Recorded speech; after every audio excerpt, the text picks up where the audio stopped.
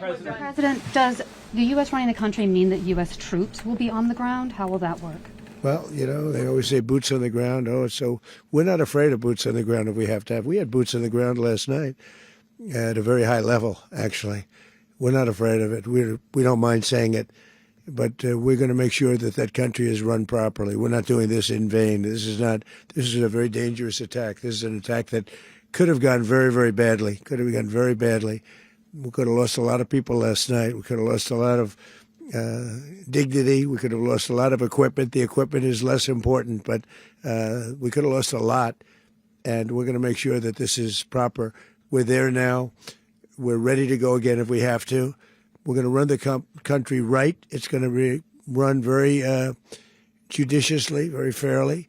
It's going to make a lot of money. We're going to give money to the people. We're going to reimburse people that were taken advantage of.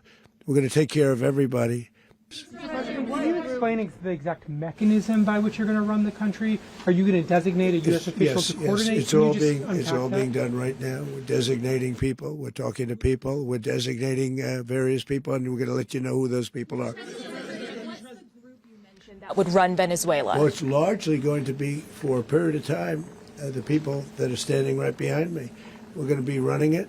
We're going to be bringing it back. It's a dead. You know, I talk about a dead country.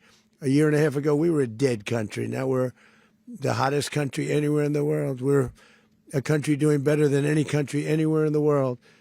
And it required leadership. Venezuela has a lot of bad people in there, a lot of bad people that shouldn't be leading. We're not going to take a chance that one of those people take over for Maduro. So you can look at, and others, we have fantastic people, including people in the military.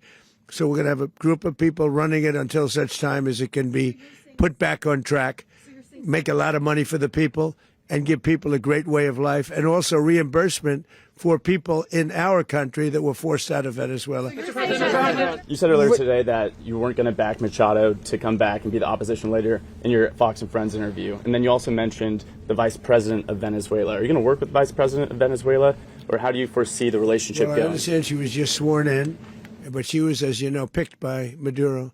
So Marco's working on that directly. He just had a conversation with her, and she's essentially willing to do what we think is necessary to make Venezuela great again. Very simple. Yes. Is the U.S. aware of the location of opposition leader Machado, and have you been in contact with her? No, we haven't. No, we haven't. Mr. President, do you have any hesitations about Machado? Mr. President, on Monday. Oh, I think it would be very tough for her to be the leader. She doesn't have the support within or the respect within the country. She's a very nice woman, but she doesn't have the respect to be the leader. Mr. President, is it possible that the U.S. ends up administrating Venezuela for years? Well, it won't cost us anything because the money coming out of the ground is very substantial, so it's not going to cost us anything. We will. Well, we want safety there. We want to be surrounded by countries that aren't housing all of our enemies all over the world. That's what was happening, and you don't want to have that. But we're going to be rebuilding, and we're not spending money. The oil companies are going to go in. They're going to spend money. We're going to take back the oil that, frankly, we should have taken back a long time ago. Mr. President, why is running a country in South America America first? Well, I think it is because we want to surround ourselves with good neighbors. We want to surround ourselves with stability. We want to surround ourselves with energy. We have tremendous energy in that country. It's very important that we protect it.